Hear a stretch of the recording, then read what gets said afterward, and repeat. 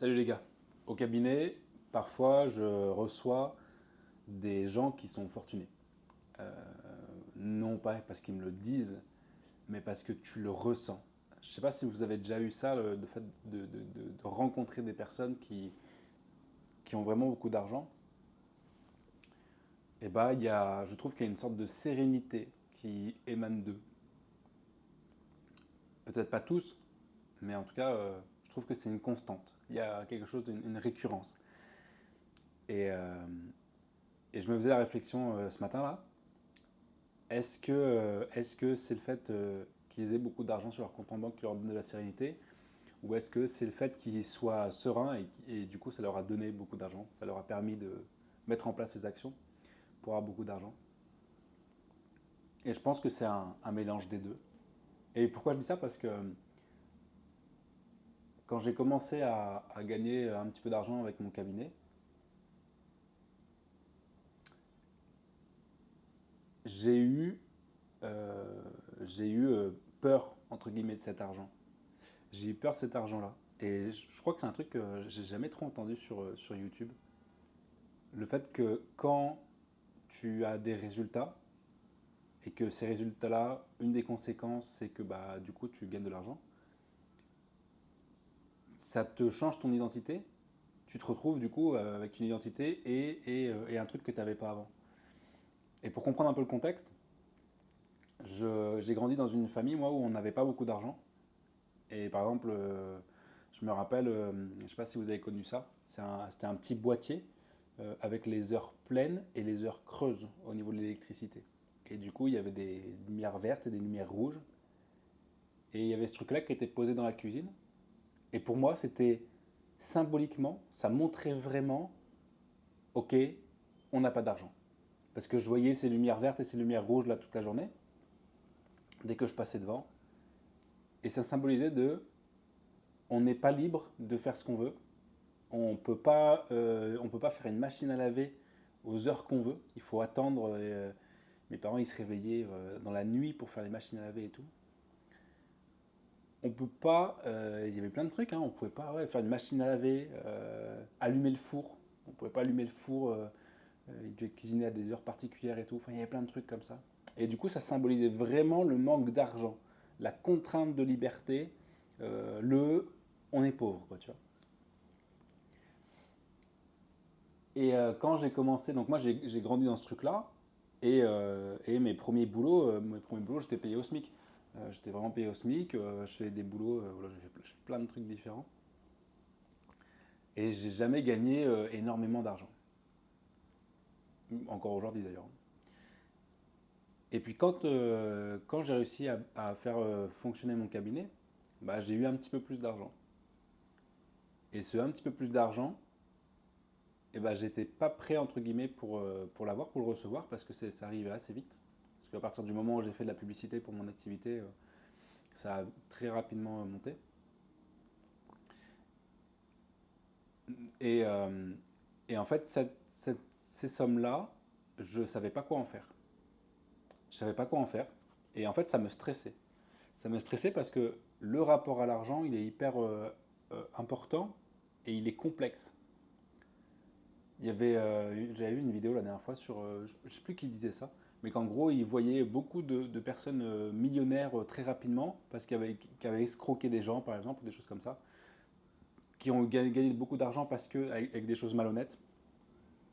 Et en fait, inconsciemment, la personne disait que les personnes flambaient leur argent, ils perdaient tout.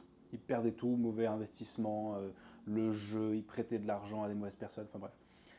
Et en fait, il se débarrassait de ça. Et lui, il disait que c'était l'inconscient qui supportait pas le fait que la personne ait gagné de l'argent, enfin que oui, la personne ait gagné de l'argent rapidement, et donc du coup s'en débarrasser parce que c'était pas juste entre guillemets. Alors moi, j'avais pas l'impression de gagner cet argent malhonnêtement pour le coup, parce que j'aidais vraiment les gens avec leurs problématiques au cabinet. Mais il y avait ce côté-là de je sais pas quoi faire entre guillemets de cet argent-là, et puis surtout je je suis pas à l'aise avec le fait d'en gagner. Parce que encore dans cette identité de personnes broke, de personnes pauvres, entre guillemets, quoi, tu vois. Si bien que, si bien que, je me suis dit, bah tiens, je vais développer une activité pour aider les thérapeutes à développer leur activité. On avait appelé ça booster de cabinet. Et, euh, et, euh, et je demande à un collègue s'il n'a pas une agence qui pourrait m'aider dans ce projet-là. Et du coup, il me met en contact avec une agence. Je travaille, on fait un contrat de 6 mois avec cette agence-là. Et puis, ils se targuaient d'être les meilleurs. D'être les meilleurs. Et du coup, j'allais vraiment gagner ma vie avec cet accompagnement-là. Et que ça allait fonctionner, tu vois. Et du coup, puisqu'ils se targuaient d'être les meilleurs, ils m'ont mis des mensualités extrêmement élevées. Et du coup moi, au début, je me dis, ok, de toute façon oui, c'est les meilleurs. Ils m'ont été recommandés par une personne que je connais, de confiance. Ok, vas-y, c'est parti, quoi. Et en fait, pendant 6 mois, ça a été terrible. Terrible, terrible, terrible, terrible. 6 mois, ça a été, je voyais mon argent disparaître, partir en fumée sans aucun résultat. C'était horrible. Et eux, ils me disaient juste, non, mais t'inquiète, crois au processus, quoi. Et moi, je leur dis, ouais, mais les gars, là, ça commence à être chaud, quoi. Financièrement, ça commençait vraiment à être dur, quoi. Mais en même temps, moi, je suis quelqu'un de très loyal et quand je signe un contrat, bah, j'essaye de le faire jusqu'au maximum, quoi. Bref, ça m'a coûté énormément d'argent, 40 000 euros en tout, sans aucun résultat. Et, euh, et ça a été dinguerie sur dinguerie, ça a été vraiment extrêmement mal fait et tout. Enfin, il y avait quand même des personnes qui géraient le truc bien, tu vois, mais là, ouais, c'était catastrophique, quoi. Et, euh, et au final, ça a été un. Et j'en discutais avec un gars la dernière fois, et il me disait, bah, tu vois, c'est peut-être un retour de bâton que tu as eu de, de gagner plus d'argent. Et du coup, bah, vu que tu n'étais pas à l'aise avec ce truc-là, tu t'as voulu vite t'en débarrasser. Et du coup, tu as trouvé ça et tu es allé comme ça et tu as signé sans même regarder tout ça. Mais après, moi, je fais confiance, qu'est-ce que tu veux que je te dise, quoi.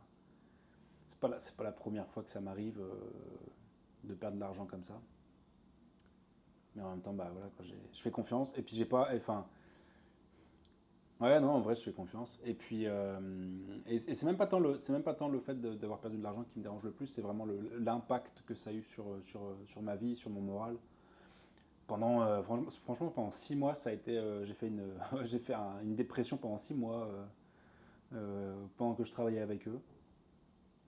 Et après aussi quand même, hein, ça m'a bien rongé le frein quand même, hein. Super dur, super dur. Et puis tu sais, la honte de dire putain, j'ai essayé de faire un truc, ça n'a pas fonctionné. Euh, les gens ont vu ma gueule, tu sais, ils ont vu qu'il y avait un projet, que le projet n'a pas fonctionné et tout. C'est vraiment dur ça. Mais du coup, par rapport à ça, oui, tiens, tu vois, aujourd'hui, regarde, j'ai la tablette et j'ai noté des choses sur la tablette. Et c'est un truc dont je voulais vous parler, c'est sur le fait justement d'être drivé, d'être conduit par la peur.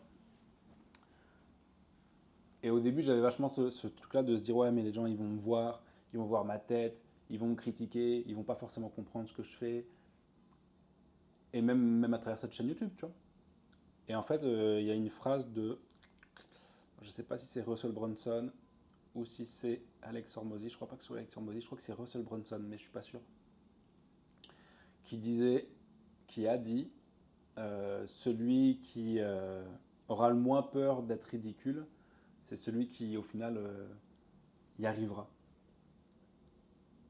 Et puis, j'avais lu dans un autre livre, la personne qui fait le plus d'échecs, c'est la personne qui a le plus de chances d'y arriver, de réussir à un moment donné. Parce que si tu fais des échecs, ça veut dire que tu passes à l'action rapidement.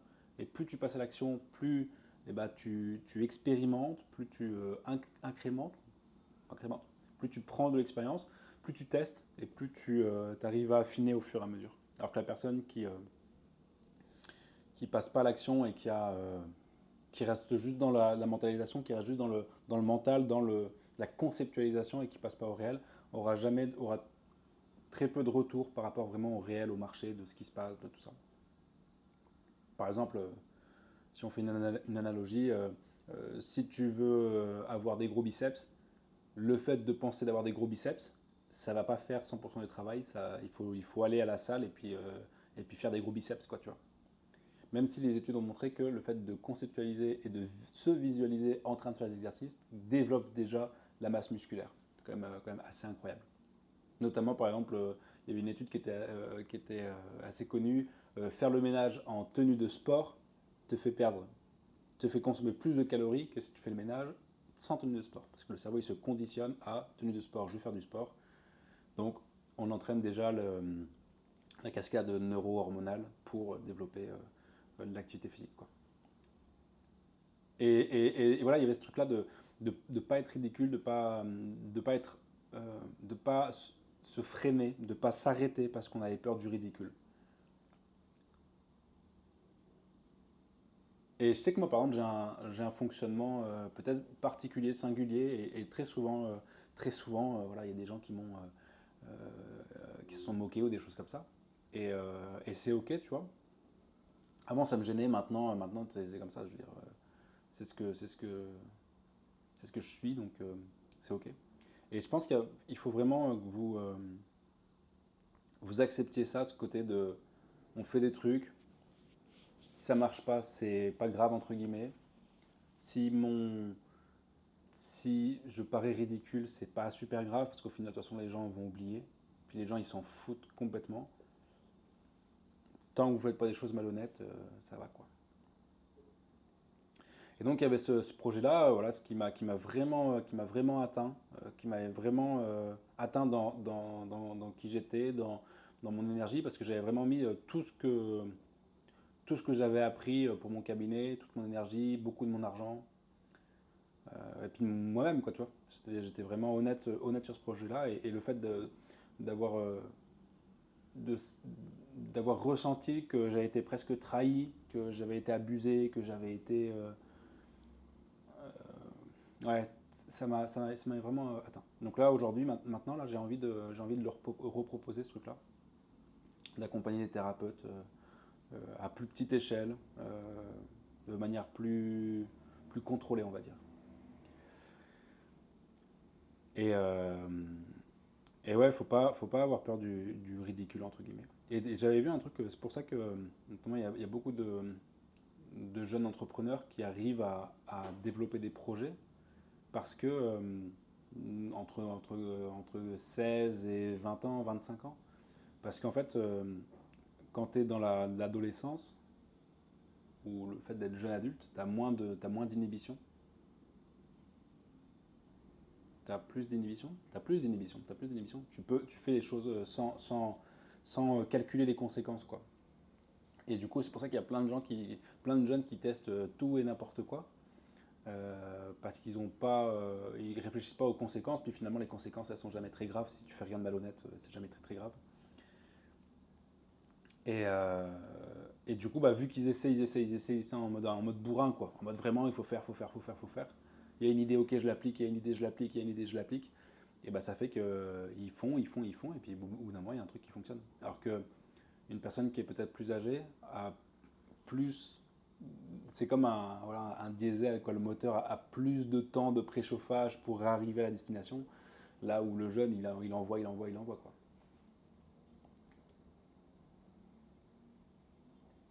Et, euh, Et là, après 2 ans, moi, d'entrepreneuriat, il y a quand même ce côté-là où ce que je préfère, c'est lancer des choses, conceptualiser, lancer les choses. Et après, une fois que le gros est fait, eh ben, ça m'ennuie, mais ça me saoule en ce moment. Ça me saoule en ce moment. Il faut vraiment que je prenne un projet et que je m'y tienne sur la durée. Cette chaîne YouTube en est un des principes, une des applications en tout cas. D'ailleurs, je fais une vidéo par jour, abonnez-vous, likez, commentez et abonnez-vous, une vidéo par jour. Oui, il y a une libellule. Ah oui. Et donc voilà, donc faut pas avoir peur du ridicule, il faut faire les choses, et faut pas être drivé par la peur, parce que quand on est drivé par la peur et qu'elle est pas nécessaire, qu'elle n'est pas justifiée, et ben en fait ça va vous bloquer de fou quoi, ça va vous bloquer de fou. Faut pas faire des choses inconscientes, mais il faut pas non plus trop euh, mentaliser, trop conceptualiser, parce que sinon on n'avance pas quoi. Il y a cet équilibre à trouver entre les deux. Et en fait, quand tu es centré, aligné avec toi-même, dans le moment présent, même si ça fait un peu cliché, bah, tu as moins peur. La peur, elle est projetée dans le futur. Qu'est-ce qui va se passer si je fais ça? Comment les gens vont me regarder? Comment les gens vont dire de moi? Qu'est-ce qu'ils vont dire de moi? Et si jamais j'échoue, qu'est-ce qui va se passer? Ces projections-là, elles sont dans le futur et elles sont dans un futur qui par définition, n'est pas encore là, quoi. Alors que si tu fais juste aujourd'hui ce que tu as à faire, en prenant plaisir à le faire, en conscience de pourquoi est-ce que tu le fais, le résultat, de toute façon, j'ai envie de dire, il t'appartient pas. Il t'appartient parce que, d'un côté, parce que tu fais les actions pour, tu vois, mais en même temps, tu ne contrôles pas 100% du futur qui va arriver. Du coup, je pense qu'il faut vraiment se reconcentrer sur le présent, sur nous aujourd'hui, où est-ce qu'on en est, et ce qu'on fait aujourd'hui. Voilà. Et un jour après l'autre, un jour après l'autre, un jour après l'autre. Sans avoir peur du futur, sans avoir peur de comment les gens vont apprécier ce que l'on fait. Parce que de toute façon, ça, on ne maîtrise pas, quoi. On maîtrise pas, on envoie un message et après on ne maîtrise pas comment les gens vont le recevoir et comment ils vont l'interpréter, hein. Il y a toujours un émetteur, un récepteur. Et tu peux maîtriser ton message, mais tu ne maîtrises pas comment est-ce qu'il est reçu, comment est-ce qu'il est interprété, quoi. Ces vidéos, pour certaines personnes, ça va être cool, et puis d'autres qui vont trouver que c'est super nul, c'est pas grave, c'est comme ça. Il y a des personnes qui vont me trouver, qui vont se dire, ah bah tiens, ça résonne avec ce que je vis en ce moment, euh, ça m'apporte quelque chose, et puis des personnes qui vont se dire, bah, Lucas, il est con, tu vois. C'est pas grave, c'est ok. Et le fait de ne pas vouloir plaire à tout le monde, c'est assez fort quand même, hein, c'est assez fort. Mais ça, il faut je trouve, se remettre en soi-même, se réaligner, se remettre dans le présent pour juste kiffer qui on est aujourd'hui et pas ce qu'on a projeté que l'on serait, tu vois. En ce moment, je suis pas mal dans ça, là, dans le fait de me remettre en question par rapport à qui est-ce que je suis vraiment, profondément, au présent, et pas qui j'ai envie d'être, tu vois. Parce que j'ai l'impression que le qui j'ai envie d'être, il peut être parfois, faux, décalé de qui on est vraiment. Un exemple, je sais pas moi, le gars qui pourrait dire tiens, j'ai vu plein de vidéos de Red Pill, Mal Alpha, tout ça, et moi aussi je veux être un mec. Comment il disait? Attends, il y avait des trucs de dangerosité silencieuse, tu vois, genre le mec il est tout le temps vénère, tu sens qu'il est toujours comme ça là, tu vois. Et le mec, ça se trouve, en fait, au fond de lui, c'est un gars qui est super gentil, tu vois. Ah oui, d'ailleurs, c'est ça, oui. Un garçon gentil, c'est pas un gentil garçon, c'est ça? Ouais. Le gars, tu vois, en fait, il est pas du tout comme ça, c'est pas du tout une brute ou quoi que ce soit. Et en fait, le fait d'aller dans un truc qui est pas lui-même, j'ai peur que ça crée de la dissonance un petit peu et qu'au final, il soit pas très heureux là-dedans, quoi. Alors que s'il se concentre sur aujourd'hui, si tu te concentres sur aujourd'hui de comment est-ce que tu es, qui tu es vraiment aujourd'hui, maintenant, sans aller projeter dans un futur potentiel, et ben ça va te donner les forces et l'envie de faire les choses finalement aujourd'hui, quoi. Mais pas je suis en train de faire ça en ce moment. C'est pas pour aller projeter un avenir futur de ouah, dans dans un an, je serai à tel endroit, dans un an, je gagnerai tant d'argent, machin et tout. Mais plutôt en ce moment, je suis plutôt dans le qui je suis aujourd'hui, qu'est-ce que je peux faire aujourd'hui qui est aligné avec moi, tu vois. Et je trouve que c'est différent. C'est différent de ce qui est proposé en général, de juste visualiser, projeter. Je pense qu'il faut pas que ça, à mon avis, parce que les gens se perdent. Enfin, moi, en tout cas, j'ai eu tendance à me perdre là-dedans. Mais plutôt de se recentrer sur soi-même. Je pense que la méditation là-dessus, c'est quand même cool. Et juste ouais, réfléchir à qui on est aujourd'hui, qu'est-ce qu'on peut faire aujourd'hui pour kiffer, tu vois, pour être aligné avec nous-mêmes, quoi. Et je pense que c'est ces petites choses-là qui, mis bout à bout, eh ben, font qu'à un moment donné, tu as un futur qui est stylé, quoi. Enfin, qui est stylé pour toi, qui est aligné avec qui t'es, quoi. Est-ce que ça vaut le coup d'être... il y avait une chanson comme ça. Est-ce que ça vaut le coup d'être riche et malheureux ou d'avoir peut-être un peu moins d'argent, mais en étant épanoui, tu vois. Je sais pas. Enfin, si, moi je sais ce qui est mieux pour moi. Je préfère avoir un peu moins d'argent et puis être complètement aligné. Et puis, si demain je me fais écraser par une voiture, et bah, au moins j'aurais vécu ma dernière journée en étant aligné et pas en me rongeant le frein en mode il me faut plus de thunes et je suis pas heureux, tu vois. Parce que c'est ça aussi, je trouve. Hein. C'est ça aussi, hein. C'est qu'on projette toujours dans un futur de plus tard je serai comme ça, dans 5 ans je me vois là et tout machin. Ouais, mais si demain tu meurs, est-ce que tu as kiffé ta dernière journée, tu vois. Et je trouve qu'il y a vraiment je trouve qu'on oublie trop souvent ça, quoi. Et pour avoir. Au cabinet, j'ai vu des milliers de personnes. Et il y a des personnes qui sont, voilà, qui sont décédées entre le moment où la première fois où je les ai rencontrés, et puis après ils ont eu une pathologie, et puis ils sont décédés, tout ça. Où j'ai vu des personnes qui avaient des accidents de voiture, j'ai vu des personnes qui avaient des soucis familiaux, relationnels, peu importe. Et en fait, ça te met vraiment une petite claque de réalité en disant waouh, en fait, la vie, elle est parfois très instable. Et je trouve que se rendre malheureux à aller se projeter dans un avenir dans lequel on se dit qu'on sera heureux, et ce qui n'est pas forcément vrai en plus, et bah, ça nous empêche de vivre aujourd'hui, de vivre aujourd'hui ce qui est important pour nous, de vivre aujourd'hui une vie épanouie, quoi. Parce que ça se trouve demain, bah, tu peux mourir, quoi. Ça se trouve demain, tu peux tomber malade. Ça se trouve demain, tu peux perdre un être cher, tu vois. Et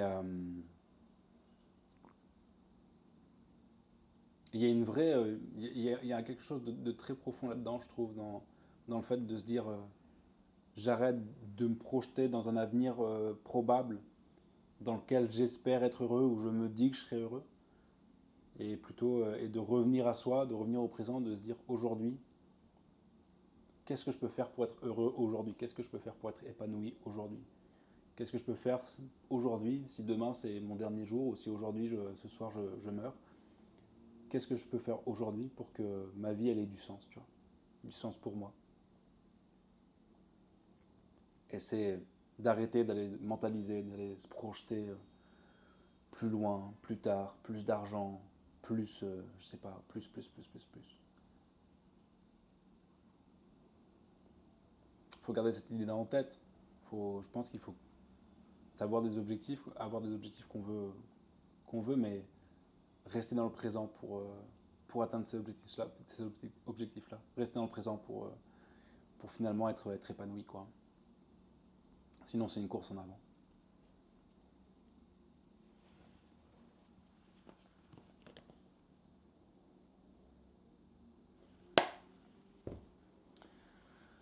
J'espère que cette petite vidéo vous a plu. Ça m'a ému de la faire. Tiens, ça m'a ému de la faire, je le sens. Je le sens au niveau du cœur et au niveau de la gorge, là, ça m'a ému. Si vous avez kiffé la vidéo, vous pouvez liker, commenter, abonnez-vous. On se voit demain pour une nouvelle vidéo. Ciao, ciao.